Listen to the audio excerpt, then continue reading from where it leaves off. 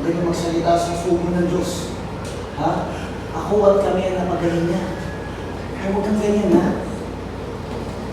Ako nga pala si Xavier Ramos and ang role ko dito sa Wish Ko Lang is ako si Abel. Ako ang kanang kamay ng isang pastor na makasalanan. Ano ba? Iwan mo sa akin! Ano? Huwag mo magsalita ng ganyan ng sugo ng Diyos!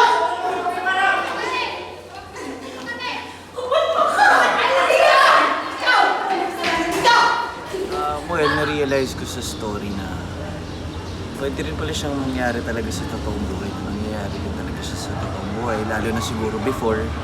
So, wala, kawawang-kawawa yung mga tao behind it, yung mga victim nung mga ganitong nangyayari. So, ayun. Sana ngayon nga, katulad ng wish ko kanina, sana mas may love para hindi nangyayari yung ganitong klaseng bagay. Iniimbitahan ko nga po pala ang lahat na manood ng Wish Ko Lang this Saturday at 4 p.m. Ingat po kayo lahat.